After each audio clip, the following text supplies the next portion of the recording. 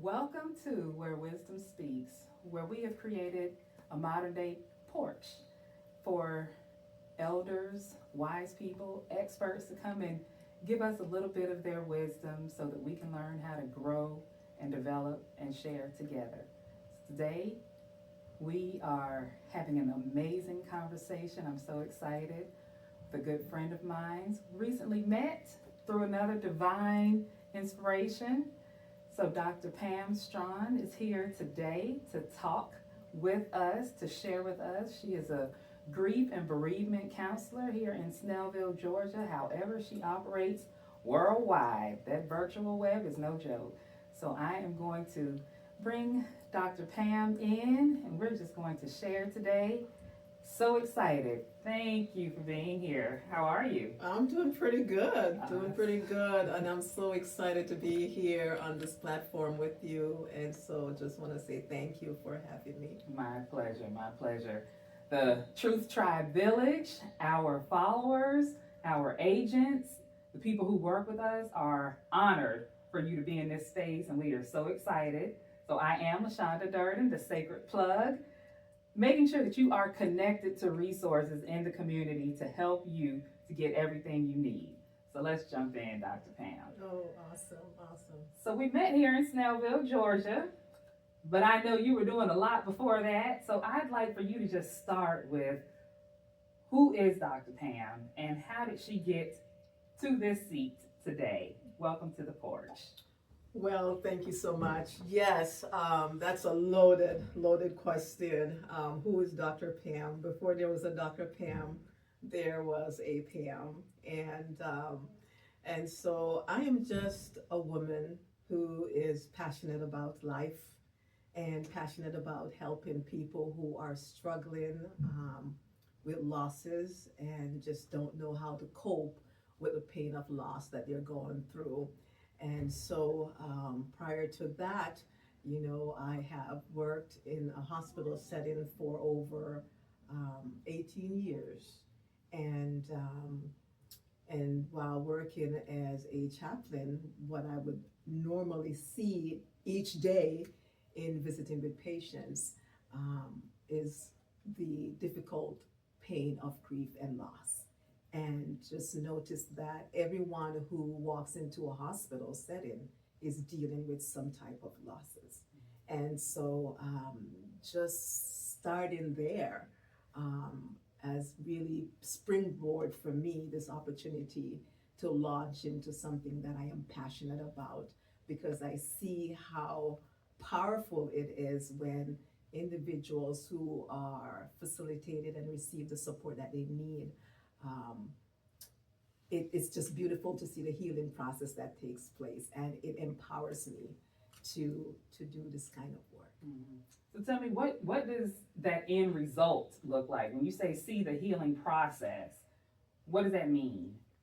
It means like a light comes through, hope is birthed anew in the hearts of those who are suffering and hurting. It's seeing things a different way. And those who struggle to survive and to see a renewed experience in their face, in their attitude, in their motivation, and in their drive, it is just a beautiful thing to behold. I recall one day someone came to my support group years ago, and she was scared to drive.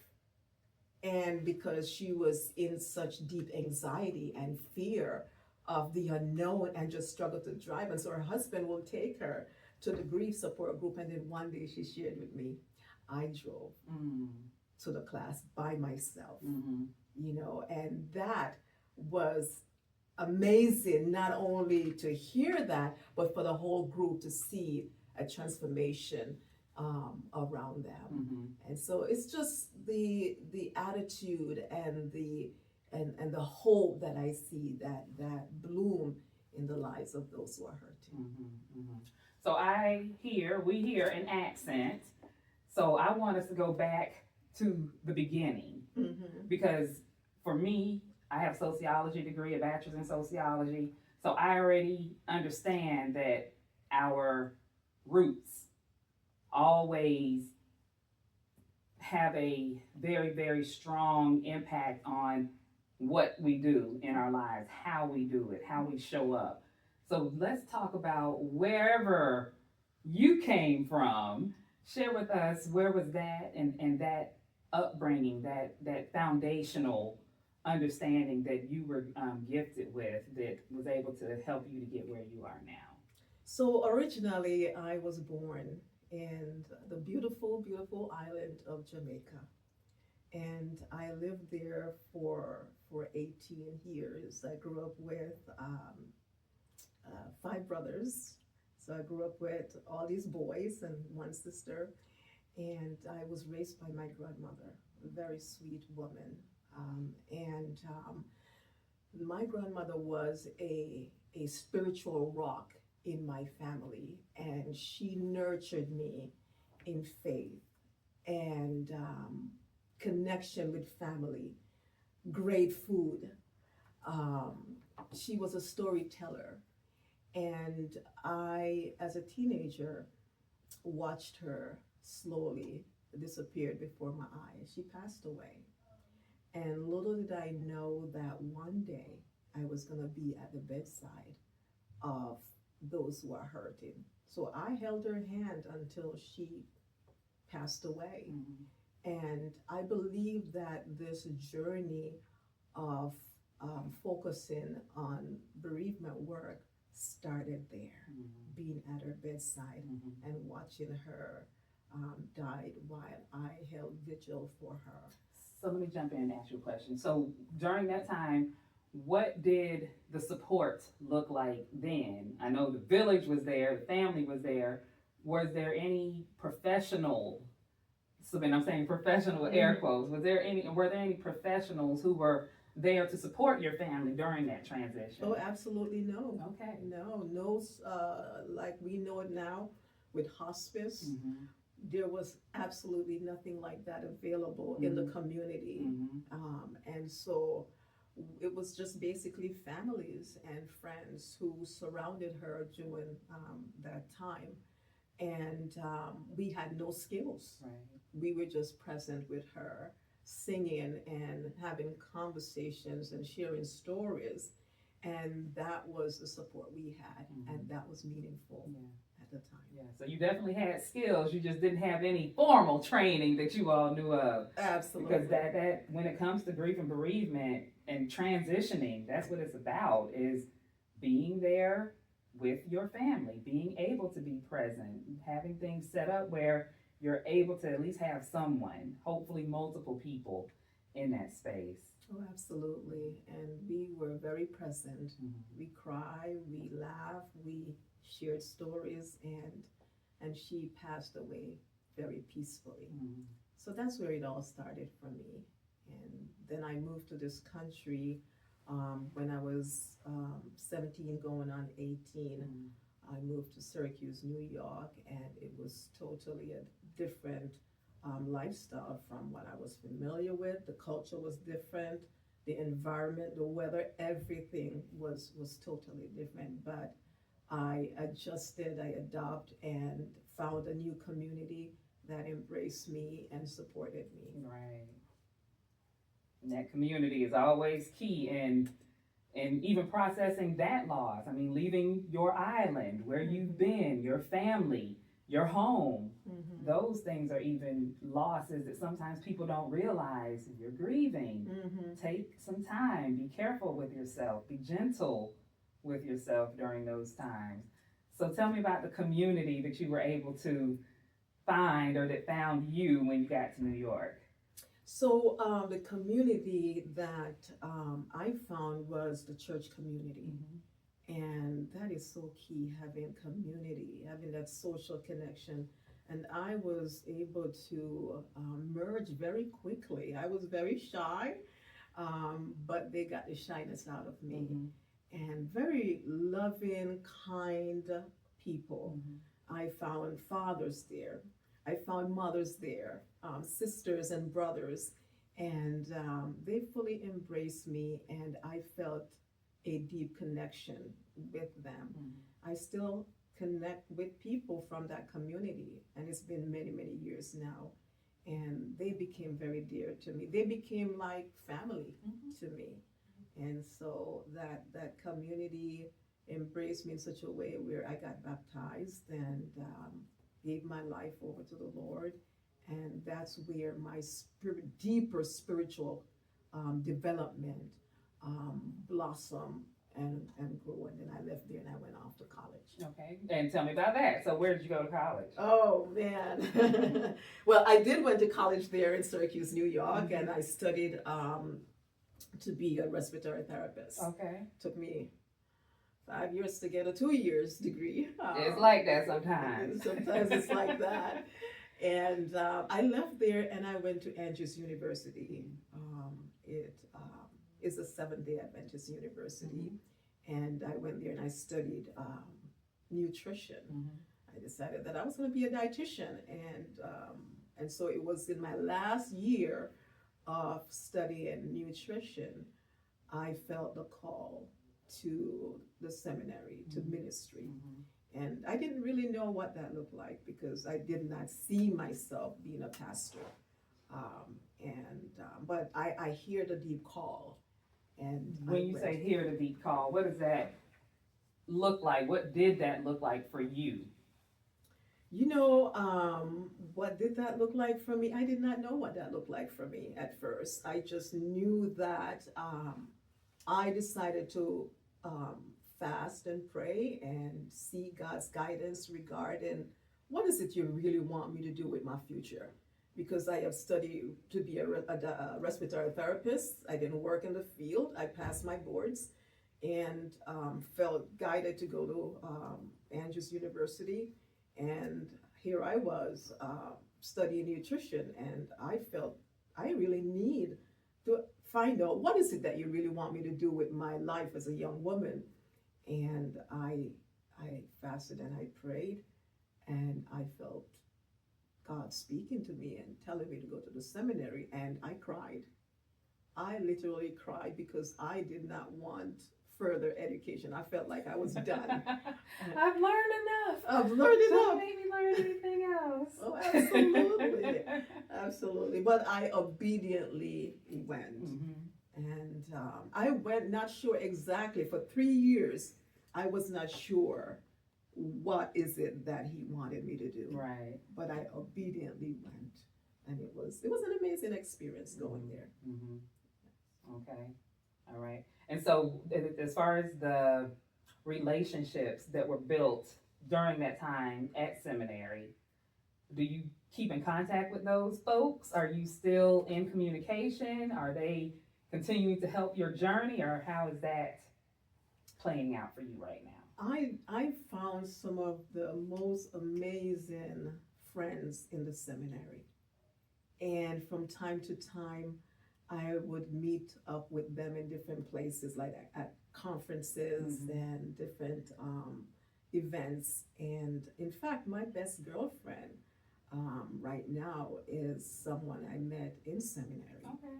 And she is my girl, so to speak. And whenever I'm faced with difficult challenges, we talk. I open up to her. She knows me very well. I know her. And she, in fact, we talk at least once or twice a week. Sometimes on the phone, sometimes through texting. So yes, I have very, very good friends from seminary and from Andrews University on the whole. Because I went there for undergrad and grad. Got you. So you spent a lot of time in that space. 6 years. Yes. So do you find that with all that's going on in communities, not just our community or the United States, but everything that's going on globally, what do you think is the most important thing for professionals to ensure they're doing, whether it's, a therapist or clergy, and I'm speaking of people who are helping people through their loss. So not just, people who are grieving because they lost a loved one, but the professionals who are supporting them. Talk to me about, or talk to us a little bit about how those people can be supported whether it's through your work or Mm-hmm. through the work of Mm-hmm. making sure that they are being supported, because we give so much as Mm-hmm. community caregivers that sometimes, oftentimes, we forget to care for ourselves. They tell us when we get on the plane, put your air mask, your oxygen mask on first. However, in real life, we don't remember to do that a lot, and we're pouring out of empty cups. Talk about that a little bit for me. Yes. So one of the things I have discovered in the world of bereavement and loss is that there are those with the greatest needs who, I would say, they don't reach out for help. And I think as professionals, we need to know that these individuals who have the most need, they don't reach out for help at times. They're least likely to reach out for help. And I think that there's a need for more awareness in communities. There need to be more outreach, more education, more resources, and more visibility, so that people in communities, not only in this state but all over, can know that there are services out there that they can find help from to deal with the losses that they're dealing with. And when they come to us, there are times when their pain is so heavy and weighty that it's very important as caregivers to make sure that we focus on self-care, because we can't serve from an empty cup. We must make sure that our cups are full.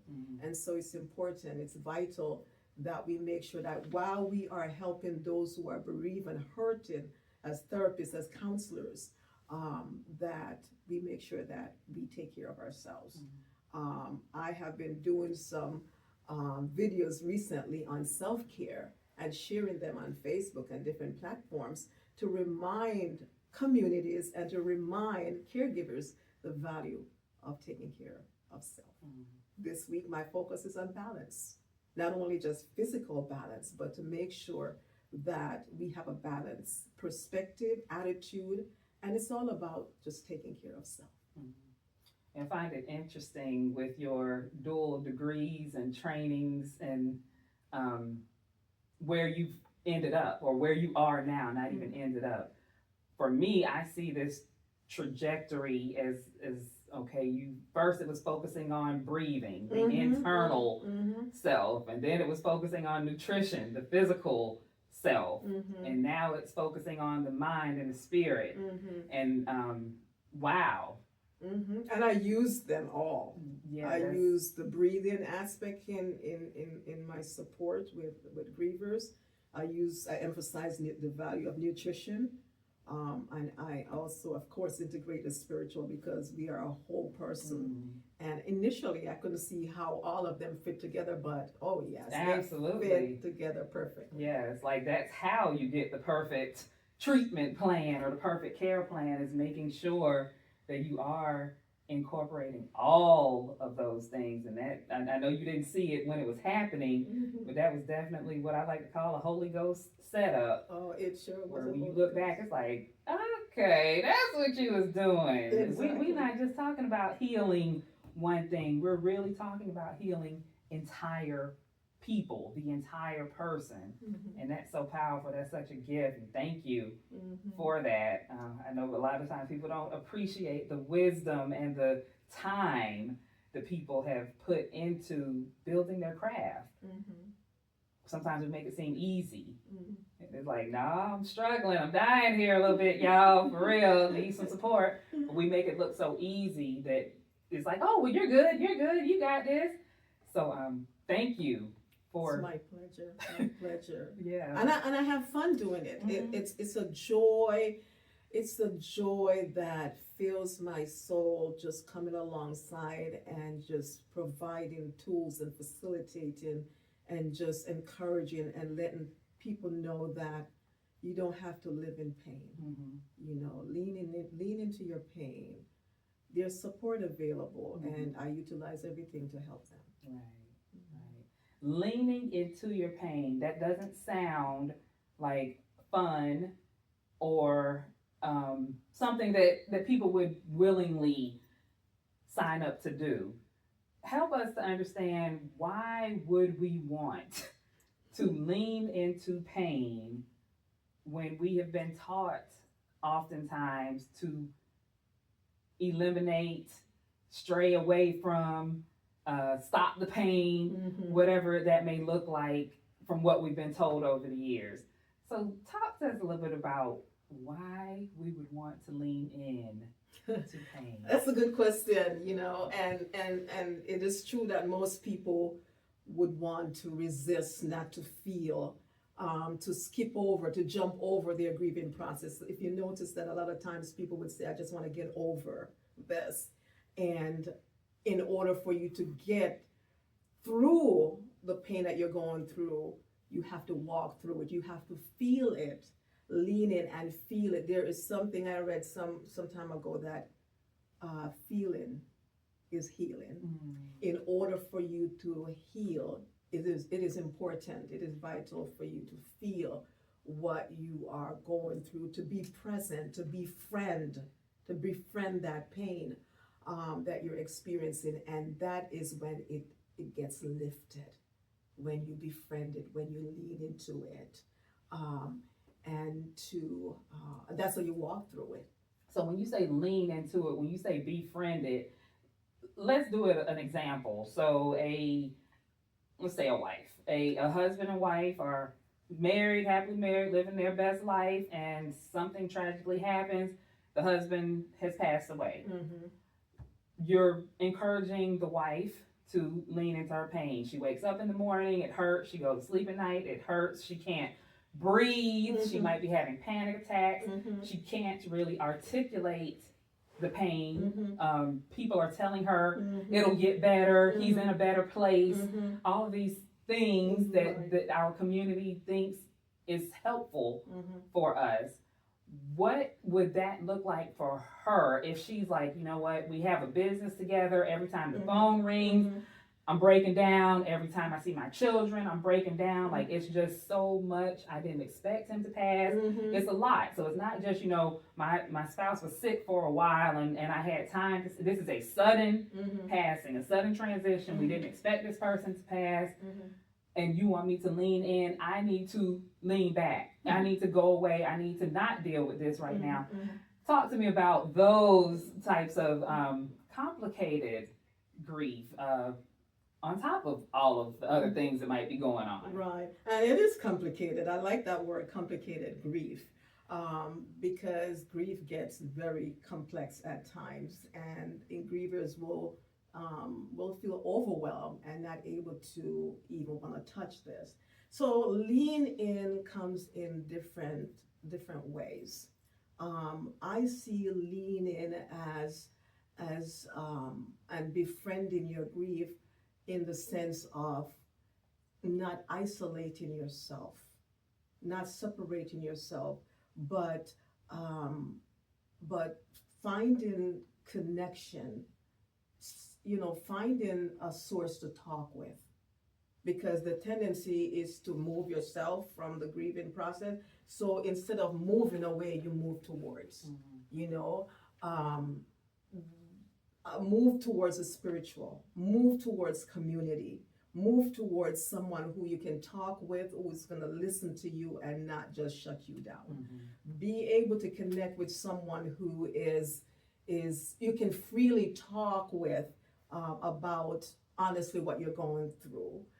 Like I told you about my friend from seminary, she is someone that I lean in with when I'm going through something that is difficult. I talk with her about what I'm going through. So basically, leaning in is about connection, socially, individually, with community, with sources that will help you to move through your grief instead of leaning into the tendency to want to just not deal with this. Okay. So you have to, in a sense, like give yourself permission that you're going to move towards the help that's available and not move away from it. Because the tendency is to run away and not to move towards. So whatever resources that are out there, you're going to reach out and connect with that source. And that's a part of befriending and leaning in. Right. So you said something that kind of jumped out for me there, that when you're looking for this help, when you're seeking help and guidance, to make sure that it's someone who can help you, who is actually helpful in your growth and progress. In a lot of our communities, we have family, friends who mean well in their support. However, it might not be the support that we need. So how do we deal with the well-wishers who may not be the best support for us, who might not be supporting us the way that we need or want to be supported? Talk to us about those conversations and what that can look like. Right. Not everybody who may think that they can help you can actually help you. And I think that's where wisdom comes in, where you have to know what your needs are. What are my needs? What is it that I need right now? I think it's important to acknowledge that I'm hurting, and this is a difficult time, and it's important to be attentive to what you're feeling, what you think can help you. So acknowledging your pain, being attentive to what your needs are, and moving towards, because there's some people you will know they can't help me. There's some people I will not talk to about the deep personal pain that I'm going through, because they're not gonna help me. There are people who mean well that will tell you get over it. That's not helpful. There are people who will give advice that's not helpful. So you got to know what your needs are and what is helpful and what is not helpful. And yes, there will be tendency where you want to shut people down and isolate, and I think it's okay for a period of time to isolate, because this is what is helpful for me at this moment. Give yourself some time, if you have one good friend while you're going through grief, you're lucky. And so find out who is helpful, what is helpful, and lean into that. Okay. And so what would be your suggestion on a person who feels like they want to tell someone, your information, your way of helping me is not helpful? Because we as a community often don't talk about whatever's going on. If this person's saying, just get over it, then we just don't answer their phone call anymore. Or whatever it is. What are some maybe healthier ways, or more productive maybe ways to deal directly with that person? Or do you suggest just not answering phone? If it's a mother, if it's a sister, if it's somebody who is going to be calling to check on you, they're going to be coming to the house. They're not going away. They're not going to ignore you just because you put your phone on do not disturb. How do you suggest one handle that situation, or that type of situation, when mom is not as helpful, even though she might think, or grandpa or whoever, cousin is showing up and not supporting the way that you actually need to be supported? Right. And again, it goes back to knowing what your needs are.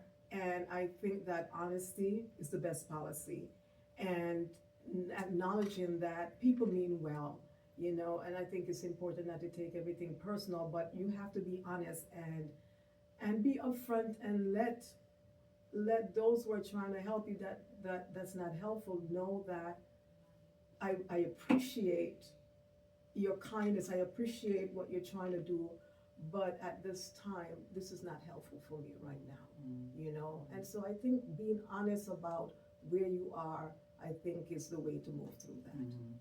This is not helpful. That's how I would handle it.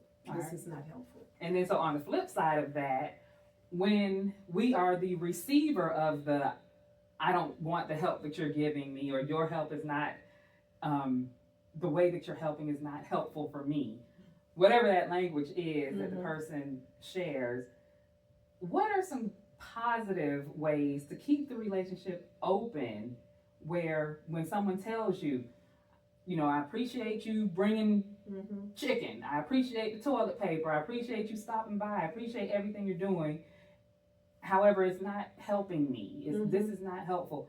What are some good ways to respond as the person receiving that, because these conversations typically happen. Well, how does the grieving person deal with it? How, because both people are probably grieving at the same time also. So they've probably been in a situation where they've experienced the same loss or a loss of the same person, just in different ways.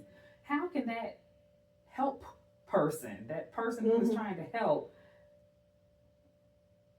be guided to help the way that it's needed and not the way that they would want to be helped? I think it's important to ask, Okay, that's good. Just ask the person, because a lot of times we think we know what the person needs. Right. So I think it's important to just ask, how can I help you? Yes. And respect where that person is, because it's not about you. This person is hurting right now, and just to understand that this is not about you, this is about the other person. So I just think it's important to just simply ask, how can I help you? I'm here for you. I don't know what you're going through, but I'm here for you. And how can I help you? Can I give you a call? So ask, and I think when you be vulnerable to ask, then you will find out how you can help this person. Right. So I think that's how I would approach it. You don't go in with your ulterior motives. Exactly. Yeah, wow. Exactly. Because we don't know what people need, even though we think that we know what they need. Right. They know what they need. And there are times when they don't even know, the grievers don't even know what they need at the moment. And sometimes they will say, I don't even know what I need right now.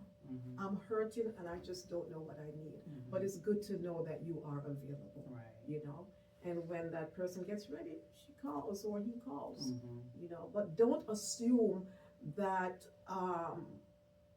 you know what that person needs. Just simply ask. Right. That's awesome. Yeah. That's awesome.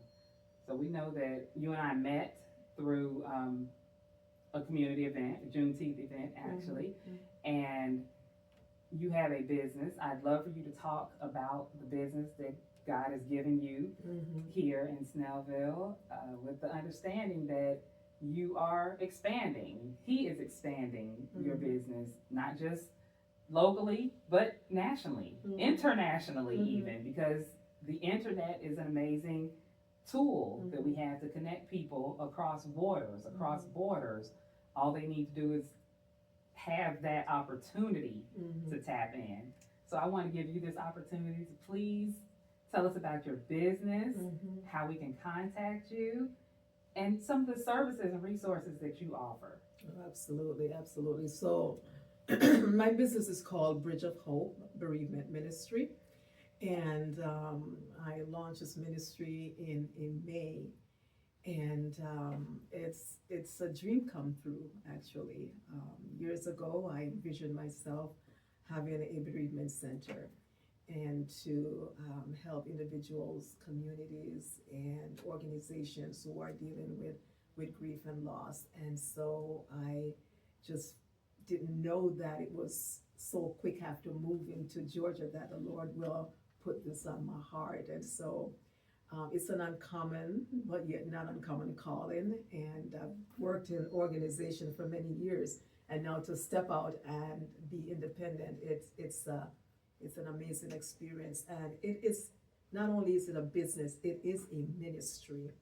And I envision it being a worldwide ministry.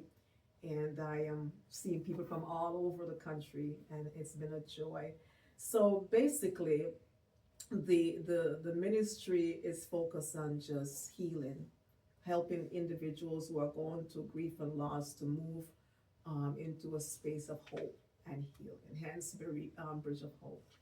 And so we basically help individuals. So I do one-to-one grief counseling.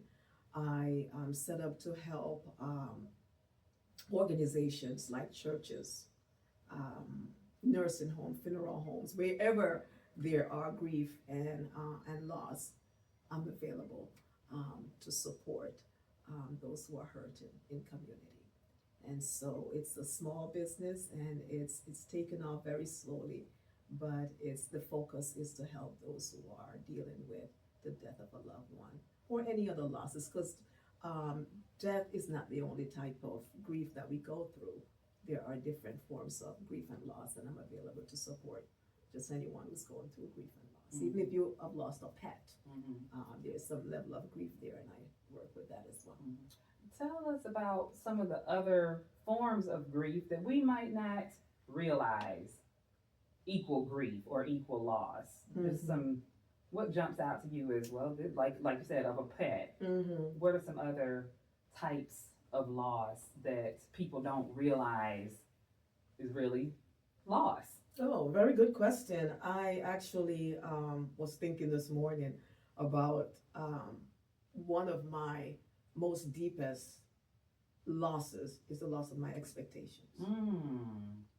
And that was a deep loss, the loss of expectation. There are some women who get pregnant and they're expecting to have their baby, and the baby passed away, miscarriages. There are losses around divorce, a relationship that has gone south, the loss of a job. You've spent years working and committed to this job, and one day your boss walked into the office and said, "I'm sorry, we don't need your position anymore." That's a big loss. You know, it could be moving from one location to the other. That's another type of loss, you know, and just like there is this thing that I'm working on called Forgotten Grievers. You know, there are so many different types of grief that we go through that we don't even realize that we're going through because we don't know what it is. You know, it could be even someone saying something to you that trigger an experience that is connected to a loss that you've gone through that you have not processed. You know, so one of the big losses that a lot of people go through that it's been buried is the death of their pet. You know, and so these are some of the losses, other losses beside death that we experience. Thank you. Yes. That's very helpful. Very helpful. I think that may help people to see why they might have certain reactions or responses to things that they might not realize. Well, no one died per se, no one transitioned. However, I feel this in my chest. I feel this pain, this constant. What is this? This something's as a hole there, and you're saying that's that loss and grief that unprocessed. Oh, Just sitting absolutely. there. I just think about last year I moved from Oregon to Georgia, and I actually lost my home. You know, I didn't really just lose it, but I gave it up to be rented out. So it's a loss. Yeah, it's a loss. You know, just moving from that community that I bonded with so well, not just my work environment, but the people in the community, my church community. You know, it's several different types of losses, and I had to walk through those losses, and I realized I need some help to walk through all these losses. These were significant things to me. And I did get a counselor. I think every counselor needs a counselor. So I went and sat with a counselor for several weeks to process these losses. And then a month after moving here, I lost my dog, my beloved dog. That was painful. Right. You know, and I think every grief that we go through, it needs a space to process the loss so that we can get through it. And if we don't move through it, we can become stuck. What do you mean when you say needs a space? Every grief needs a space to move through it. What does that look like? We need to give space. We need to give ourselves permission and the opportunity to take a look at what is hurting us. Because whatever is happening inside of us is very significant. It's sacred, it's holy, and we need to give it the opportunity to take a look at it so that we can see it for what it is and feel it, befriend it, like I mentioned before, lean into it, in a sense, giving attention to what is happening inside of me, sit with it, and talk about it, write about it, journal about it, instead of just letting it be, Whenever we don't deal with something that is painful, that has touched us, it will not go away. It will be like putting a ball underneath the water. It will keep coming back. It will just keep coming back up. So it's important to attend to whatever pain that we are dealing with in our lives so that it can be lifted healthily. And I said healthily because there are healthy and unhealthy ways to deal with loss. Some unhealthy ways to deal with losses. Some people numb themselves. They use drugs. They use shortcuts to deal with that pain. And there's a healthy way to deal with that pain, and that is to lean in, to listen, to have someone to listen, to walk with you, having a community, connecting with your belief system, and those things will help you to process the pain that you're going through. Yeah, thank you for saying that. Yeah, I thought about, as you were speaking, about an expert that you and I both know, Miss V, the insurance whisperer, who is an expert in protecting families, making sure that their finances are protected, making sure that their seeds are protected, essentially. And when you talk about families having time to grieve, having space to grieve, it made me think about, that's what Miss V does, is creates space for families to have time. Oftentimes we hear about someone passed and they had to go back to work in 2 days. Nowhere, anywhere is 2 days long enough to process grief. And some of the tools that Ms. V and that expert team of agents is able to help people with is to have a vehicle in place when a person transitions, when they become disabled, so that the family can stop for a minute. They don't have to be worried about how are we going to pay the rent tomorrow? How are we going to pay the bills? What are we going to do about the car note? The children still have fees that need to be due. And God forbid if the parent who passes has younger children. That's a whole nother level of, okay, I've lost my loved one and now I have to take care of their child. So all of these different things, grief can get so very complex and complicated. And Ms. V has helped us to understand that there are ways to not lessen the grief, but to make it lighter, to make it where you can put plans in place, and financial plans in place, trust in place, life insurance policies in place, where it's clear to the family, to the friends, to the loved ones, to whomever. This is what I want to happen to this part of my life. I want my children to be taken care of. I want my family to be taken care of. But it's all about planning it ahead of time. All about planning it. And I'm so thankful that you were able to have those conversations with Ms. V, because she shares things in a way that just makes it real plain. Without, and however you're comfortable, are you willing to share a little bit about your experience with the insurance whisperer, and with that, you don't have to disclose, what you got or anything like that, but just what that process was, so people understand that we all have 100% chance of dying, period. That's just as simple as it is. It's a reality.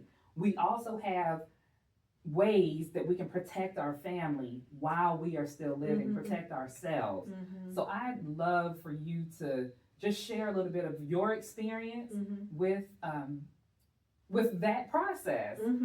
So yeah, thank you. It was an interesting process. At first, I was a little nervous. When it comes to certain things, I can get a little nervous, which is quite normal. And as you should, it's your money. Exactly. So yeah, it's not a plaything. It's not a plaything. I want to make sure that what I am getting into was legit, and it was. And Miss V is amazing. She knows, she's a specialist. And you too, you were very instrumental in this process. In fact, it started with you. And and the process was it was a good process because I learned a lot. I showed up with a lot of questions. I like to be crystal clear about what I was getting into, and you and Miss V helped me step by step every bit of the way, and it gave me clarity. The experience gave me peace, and it definitely gave me a solid peace of mind about my future, that God forbid something should happen to me today. I have my life insurance policy all set up so that I don't have to rely upon my family members to take care of things for me, that I have that set up. And I think it is so important for families to do that. I definitely have a peace of mind, and so something should happen, I'm all taken care of. So thank you so much, and thanks to Ms. V for just helping me along this path, because it is true that you can leave your home today and you don't come back home, because the world is a different world today from the way it used to be.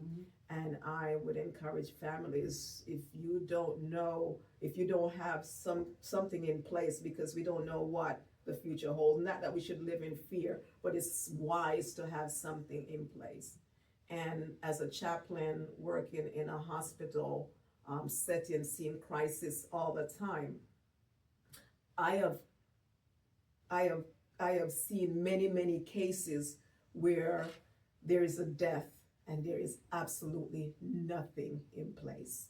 And I think it is so important to have something in place, because we don't know what tomorrow brings. So thank you so much for that. You're welcome. It is absolutely our pleasure and privilege. It's our honor to serve our community. That's what we do. And the fact that we're able to do it in community, I don't have to do all of the pieces by myself. I've got people like Ms. V. We have a whole team of experts, and a lot of companies can't say that. A lot of groups can't say that it's not just one person. If Ms. V ain't available, we got plenty of people who can tap in. So thank you for trusting me and Ms. V to get you properly secure and properly covered. Because like I told you when I met you, that is our number one goal, is to make sure our people are properly protected. There are so many things that have happened in our community that we could truly, in one generation, turn our entire culture's financial status around. We have those opportunities. We're requesting reparations, but we have tools that if we just put in a little bit of money, we can have huge gains for our families and for our loved ones, and it won't take decades and decades and decades. It's just commit a little bit now and watch it work. Absolutely. So thank you so much for allowing us to gift you with that, because that's really what it is. We have a gift, but we can't give it to you if you don't take it. It's a gift. It's indeed a gift, and it is connected to bereavement and loss, for sure. And I appreciate you coming back to the connection with loss. Yes. Because when families don't have this in place, that's an added layer of loss that they have to deal with. On and on. And so we are on a mission. That's why I asked you here, so that people can understand your grief doesn't have to be as complicated as you making it. Yes, it's going to be hard. Yes, it's going to be difficult. Yes, there might be some struggles. However, there are some things that we can kind of head off ahead of time. So thank you so much. I want to, first, before we close out, could you please tell people how they can find you, your social media, your, if you have Instagram, any social media, your phone number, your address, your website? Let us know how we can find you. So a very simple way to find me is on the web, Bridge of Hope. Just simple as that, bridgeofhope.life. Okay. That's where you can find me, and you can find everything about the ministry that I am doing. The address is there, the information is there about what we have to offer. And again, it is bridgeofhope.life. Awesome. Yes. So thank you again so much for being here. Want to remind our viewers, our listeners, our community, you are not alone. There are so many resources available for you to use, to share, tap in. The Sacred Plug is here to ensure that every person has every resource they need. If we don't have it, I promise you we can get it. So you can hit us up at thesacredplug.com. You can find us on all social media. Please like, follow, and share.